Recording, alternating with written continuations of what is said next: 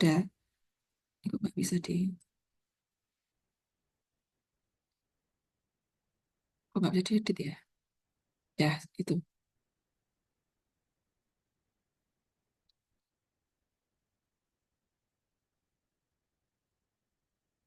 Bentar, komputer saya kok nggak bisa isu ya? Masuk gara-gara di yang tadi. Oh, lambat responnya. Balik lagi ke depan ya.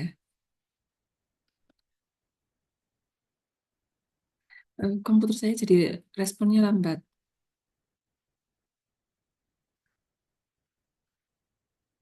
Nah, ini ya.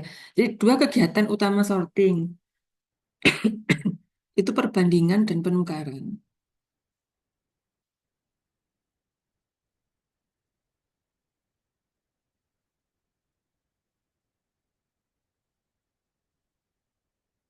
Bentar ya, komputer saya responnya lambat. Nah, ini. Jadi ada dua kegiatan, perbandingan dan penukaran. Contoh, ini sekarang kita mau mengurutkan secara ascending ya, misalnya ya. Kita punya 10 elemen, mulai dari angka 3 10 ini acak. Maunya diurutkan. Jadi nanti di depan itu angka 1, berikutnya angka 2 3 4 5 sampai 10 di sisi kanan. Nah, ketika kita menggunakan algoritma selection sort, langkah pertama itu kita adalah mencari ya, mencari elemen dengan nilai terkecil. Dalam hal ini nanti akan ketemu angka 1. Nah, cara mencarinya itu mulai dari depan. Elemen ke nol, indeks ke nol. Elemen ke 1, indeks ke nol. Ya, contohnya ini, nanti kita bandingkan apakah apakah ya elemen dengan nilai terkecil memiliki nilai lebih kecil dari elemen pertama. Jadi kita tuh fokus ke yang pertama. Satu-satu kita cek, satu-satu kita cek. Ya, ini kita tunjuk sebagai elemen pembanding. Ini diam pivotnya lah. Ibaratnya tuh ini kayak pivotnya gitu. Pivot itu yang tidak bergerak ya, elemen dibandingkan yang tidak bergerak. Nah, kita temukan elemen dengan nilai terkecil. Berarti kan ngecek ini, seterusnya itu dicek. Min 10 misalnya. Kita kasih nama variabel min. Ini 10. Min berikutnya kita bandingkan dengan 4. Ya mana sampai ketemu, oh ternyata setelah dicek semua, ketemu angka 1. Itu yang terkecil. Elemen nomor 1, apa, item 1 itu diindeks ke berapa ini? 8 ya. 8 apa 9 ini? 8. Nah, ternyata elemen terkecil ini ternyata itu lebih kecil dari pivotnya ini. Sehingga, jadi kan itu tadi perbandingan, kegiatan membandingkan. Nah, karena lebih kecil, maka harus ditukarkan. Ya. Nah, selanjutnya, angka 3 ini ditukar dengan angka 1, dan kita masuklah ke ini. Jadilah seperti ini. Ini yang angka 1 ditukar tadi, ini dan ini ditukar, menjadi 1 di depan, 3 itu menempati tempat yang awalnya ditempati oleh angka 1. Begitu seterusnya. Ya, setelah ini selesai, ya, angka 1 ini sudah menempati di sini, kiri ini sudah aman, sudah tidak akan pernah bergerak. Artinya, elemen pertama dengan angka 1 ini sudah menempati tempatnya dan tidak akan pernah bergerak lagi. Sehingga nanti area pencarian kita itu semakin mengecil. Yang sebelumnya 10 elemen itu menjadi eh, 10 dikurangi 1, n min 1. Jadi 9 elemen. Area pencarian kita sekarang lebih kecil. Nanti akan Anda amati dengan bertambahnya iterasi itu jumlah jumlah eh, angka yang akan dibandingkan itu akan semakin mengecil lagi. Gitu. Dari sini nanti akan terlihat bahwa loopingnya itu nggak cukup satu, bukan nested loop. Ya. Jadi nanti tadi saya ulangi, dengan bertambahnya iterasi, maka ada setiap kali iterasi itu satu penambahan elemen yang sudah terurut dan itu sudah aman, tidak mungkin lagi ada yang lebih kecil dari yang lain, ya. Dan efeknya lagi itu adalah tempat pencarian itu berkurang. Berikutnya adalah kita bergeser, karena ini sudah, ya, kita bergeser ke elemen berikutnya, yaitu 10. Dilakukan hal yang sama, ini pivotnya nanti sebagai pembanding, ya. Berikutnya akan menentukan 4 itu sebagai min, 6 sebagai min, dan seterusnya dibandingkan, inner loop ya. Sebagai inner loop itu dia bandingkan ini, kemudian ketemu 2 itu ternyata lebih kecil, cek apakah 10, apakah elemen baru tadi itu lebih kecil. Kalau iya, tukar. Kalau tidak, biarkan. Gitu. Nah, sehingga dengan berjalannya waktu tadi, 2 pindah ke sini, ya, menambah jumlah elemen yang sudah terurut, dan area pencarian sekarang menjadi lebih kecil lagi, N-2, yaitu 8. Gitu seterusnya, ya. Setelah ditukar menjadi seperti ini. Nah, 1 dan 2 sudah terurut, aman, sorted elemen. Yang kanan ini yang belum, yang 8 tadi, N-2. Jadi 2 elemen pertama dengan background warna abu-abu ini tidak akan pernah berubah lagi tempatnya karena sudah terurut. Kita ulangi lagi proses pilih tukar untuk berikutnya. Dengan berjalannya waktu, ya, tadi ini sudah dapat 2 elemen.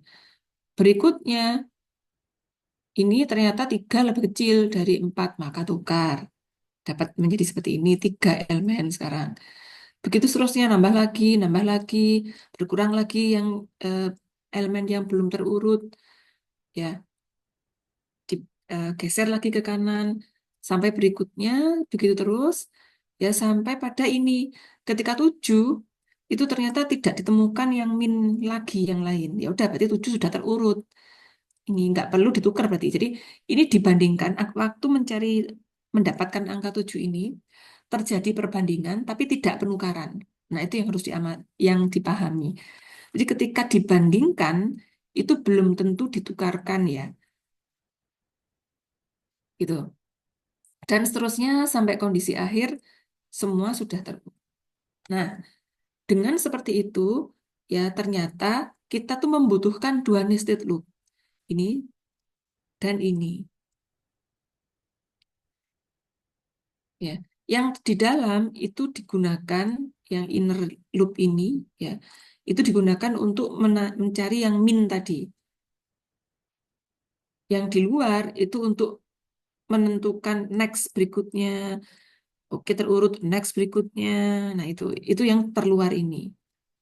Tetap harus ini dikasih nama min juga. Ya, kita kita pivotnya lah itu kita kasih nama, ya. Ini untuk membandingkan dengan, oh, ketemu ini yang minimum. Nah, dibandingkan kan nanti. Nah, itu terjadi di loop luar. Yang perbandingan ini itu di loop luar. Loop dalamnya itu untuk mencari yang minimum tadi. Algoritmanya atau strukturnya. Ini dalam bentuk prosedur. Tadi struktur itu dalam bentuk prosedur menjadi seperti ini sama ya. Nah, kalau kita amati, tadi kan ada perbandingan, ada penukaran, ya, ada penukaran, ada pergeseran. Ya, pertukaran, geser dapat ada sebanyak berapa gitu. Nah, kita fokus aja sekarang ke perbandingan, itu yang paling sering ini apa diukur sebagai ukuran kompleksitas algoritma. Jadi ada 6 algoritma tadi, ya, 6 algoritma sorting. Nanti itu kita bisa membandingkan mana algoritma yang paling best waktu komputasinya. Ya, kalau kita berbicara kompleksitas di sini saat ini, itu yang dibandingkan adalah bukan penggunaan memorinya, bukan, tapi jumlah perbandingan. Kalau setiap penukaran terjadi 3 pergeseran itu ya sudah pasti ya. Kan tem itu loh, pertukaran kan tem sama dengan ini kan pertukaran. 3 langkah ini. Ya. Lanjut. Nah, ternyata jumlah perbandingannya itu adalah kalau kita lihat di sini adalah n kuadrat untuk algoritma selection sort. Ya. Nah, ini ciri-cirinya. Jadi ada perbandingan penukaran, kemudian kita bisa mengukur best case, worst case, sama average case-nya. Nanti pakai kompleksitas kayak kemarin yang log n, n kuadrat, logaritmik atau faktorial. Ya. Waktu banyak dihabiskan untuk mencari elemen terkecil pada sisi array yang belum terurut. Jadi yang sisi kanan tadi loh, yang kalau kita lihat di sini tadi. Nah, ini kan, nah sisi kanan itu yang banyak kita bandingkan, bandingkan, bandingkan terus. Nah, gitu kan. Itu yang kegiatan paling banyak untuk yang di selection sort. Nah, untuk selection sort ini best case, average case, dan worst case-nya itu sama semua di n kuadrat. Kalau nanti yang insertion sort ternyata lebih bagus. Ini n kuadrat, tapi untuk yang best case itu artinya ketika sudah terurut datanya, itu ternyata n kuadrat. Pak n kuadrat itu di sini, ya. Kompleksitas algoritmanya ada di sini, selection sort. Lumayan tinggi, merah kan lumayan butuh banyak waktu komputasi. Begitu, itu yang selection sort. Sebelum saya bergeser ke insertion sort, ada yang ditanyakan?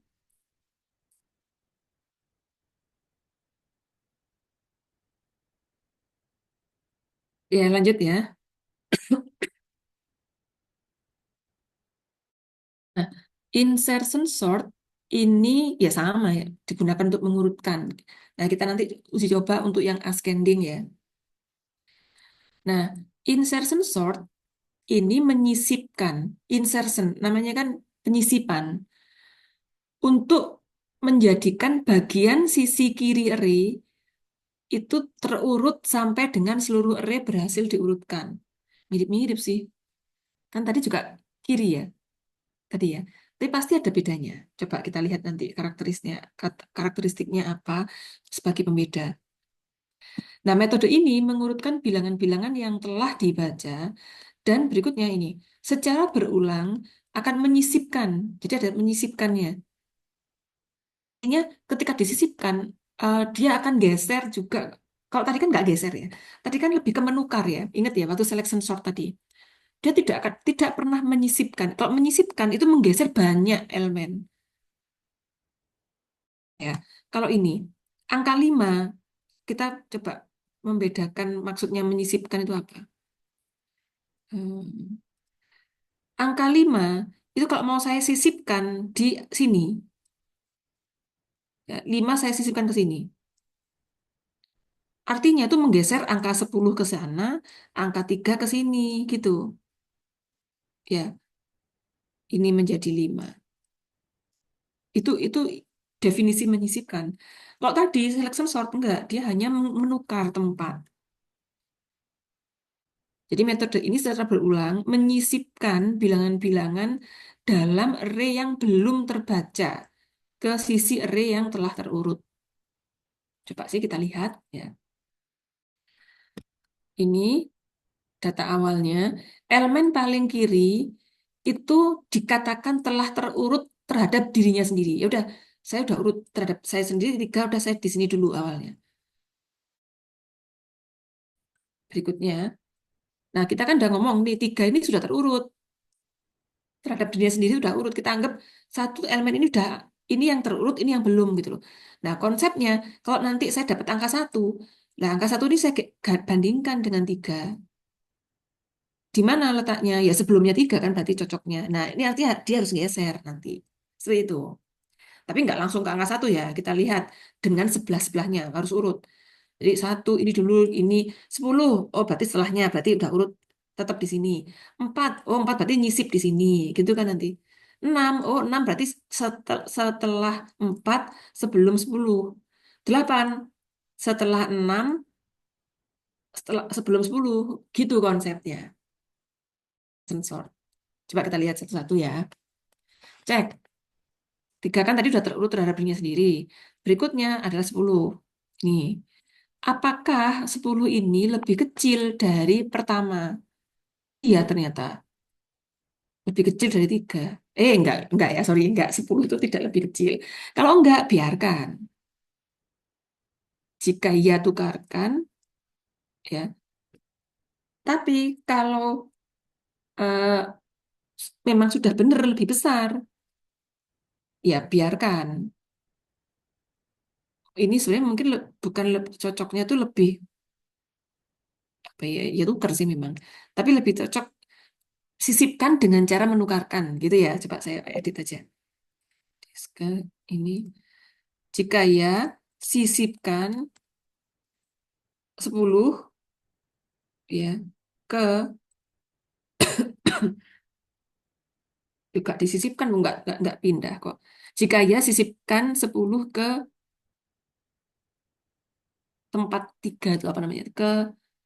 Ke elemen pertama dengan cara menukarkan menukarkan kedua bilangan ini. Namun pada kasus ini tidak perlu melakukan penyisipan dan penukaran. Gitu. Ya, dipahami ya. Intinya itu sisip ya. Tapi dalam hal ini karena cuma dua, jadi terkesannya hanya menukar. Padahal nggak menukar, tapi menyisip, menggeser akhirnya. Menyisipkan itu kan menggeser.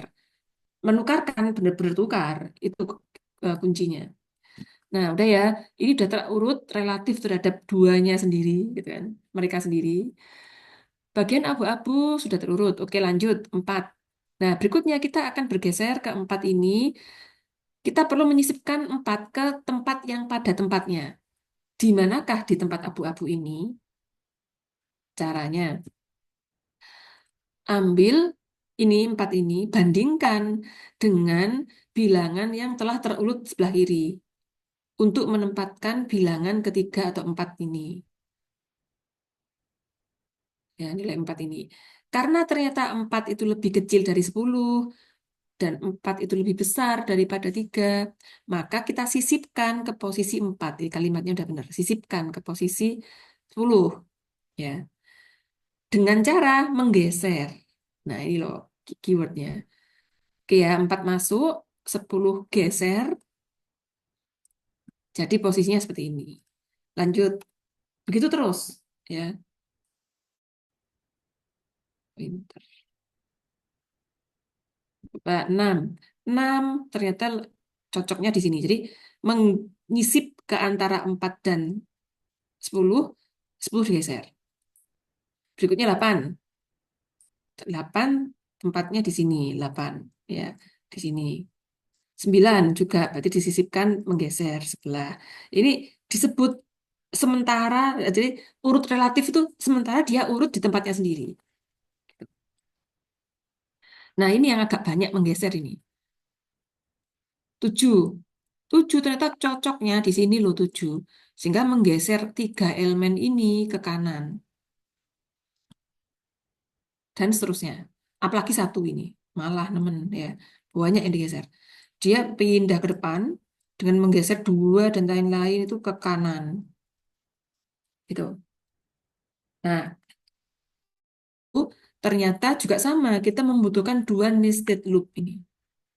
Nested loop pertama, loop pertama, ini loop yang inner. Itu. Jadi tadi untuk loop pertamanya yang tadi jalan satu-satu ngecek ngecek dari depan tadi mulai dari 3 dari berapa tadi ini tuh loop yang terluar, yang di dalamnya yang untuk menggeser, membandingkan. Jadi misalnya kita dapat 4, ini aja yang agak besar ya. Ini 9 ini kita bandingkan dengan ini untuk mencari tempat yang tepat. Itu yang inner loopnya, fungsi inner loopnya. Ini adalah sedukutnya.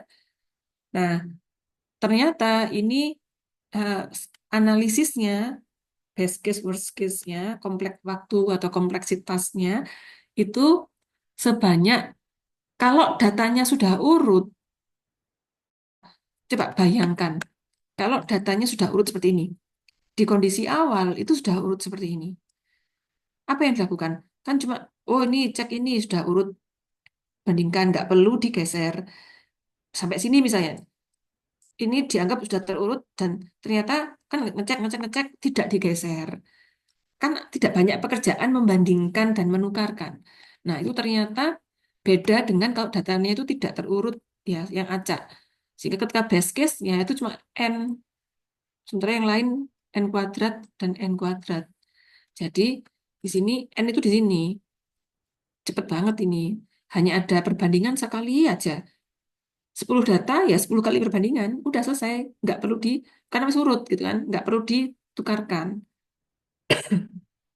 Jadi kalau datanya itu diduga sudah urut, diduga sudah urut. Kalau misalnya nggak urut, ada yang tidak urut itu cuma satu dua bilangan saja, pilihlah algoritma ini lebih bagus, lebih cepat runningnya. Gitu. Apakah ada yang ditanyakan? Materinya udah selesai.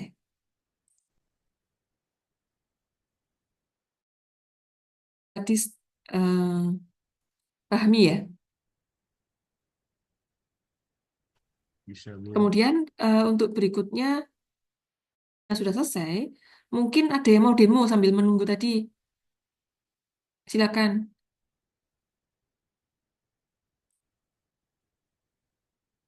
Masih ada waktu sekitar 15 menit yang bisa digunakan untuk demo.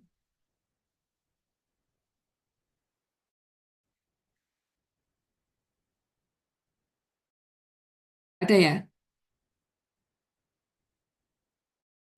Oke, kalau tidak ada, saya tutup aja ya pertemuan kita hari ini. Tapi akhirnya saya tambah untuk nanti hari Senin, Selasa ya, eh minggu depan, berarti Jumat, kita, anu, apa namanya, eh apa namanya, ketemu. Misi Bu Tita, Iya, silakan Yere. ada yang mau demo Bu Zahra. Oh iya, silakan. Di mana kok nggak ngobrol di WA ta? Ayo Zahra, silakan. Bisa langsung share screen.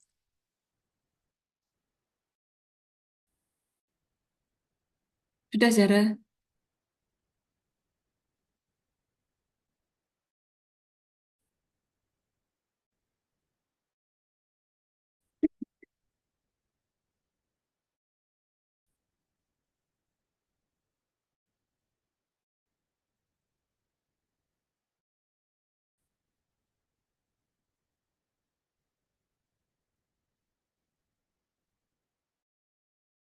Mana Yere Zahranya?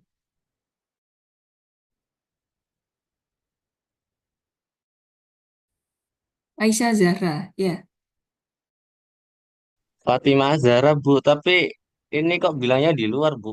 Nggak jadi kayaknya Bu. Oh, iya, yes. eh Kalau sebenarnya saya pengen nambah satu lagi yang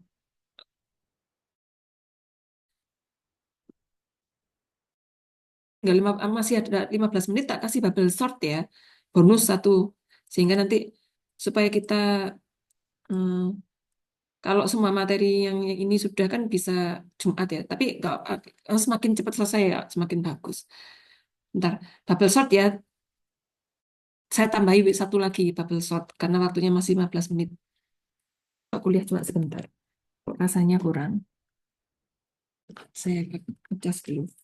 Sebentar, saya nyalakan. Saya cari PPT-nya dulu. Bubble sort.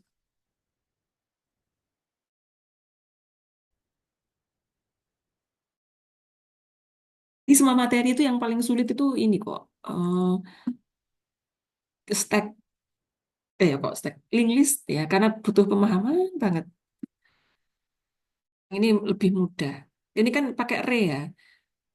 Nih, sudah saya share screen ya. Nanti modulnya saya bagikan di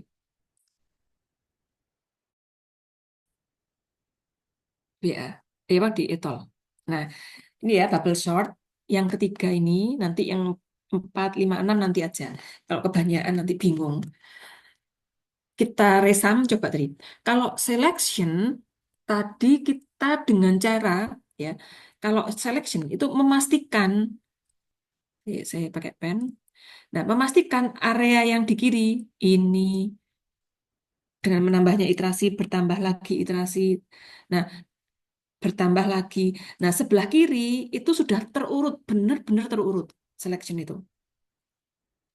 Ya, sehingga karena dia sudah dianggap sudah terurut, bukan dianggap, memang sudah terurut, maka area pencarian itu di sisi yang kanan saja. Jadi dengan bertambahnya iterasi itu bertambah lagi area yang sudah terurut dengan cara dengan dan bersamaan juga dengan itu area pencariannya juga berkurang satu gitu. Jadi yang sudah terurut nambah satu, yang belum terurut berkurang satu. Jadi area pencariannya berkurang. Itu yang selection. Nah, yang sudah terurut tadi, yang di sebelah kiri sudah terurut tadi, itu tidak perlu diotak-atik lagi. Itu yang selection sort. Insertion sort, ingat, insertion, menyisipkan, dianggap sebelah kiri itu sudah urut relatif terhadap dirinya dan grupnya nanti dengan bertambahnya waktu. Namun dia tuh masih sementara.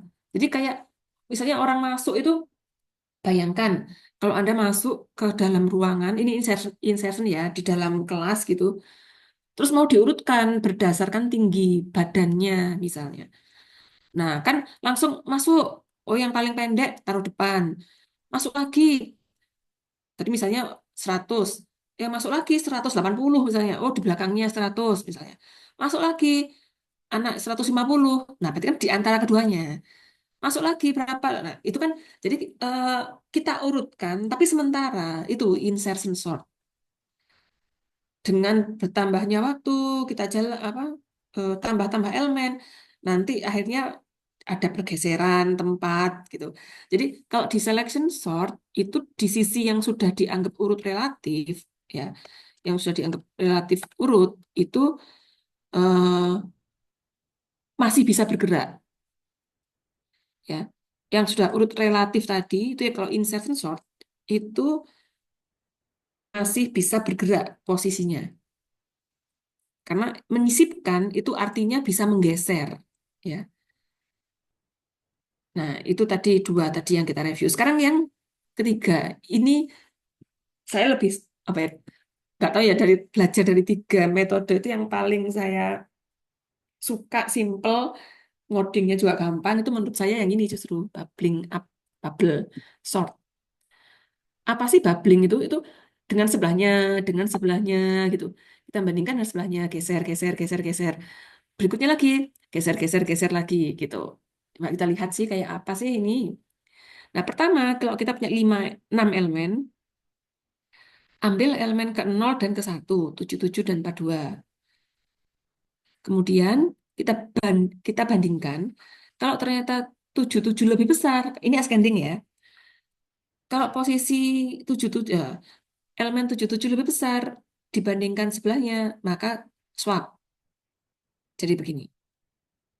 Berikutnya geser ke kanannya, ke 77 dan 35.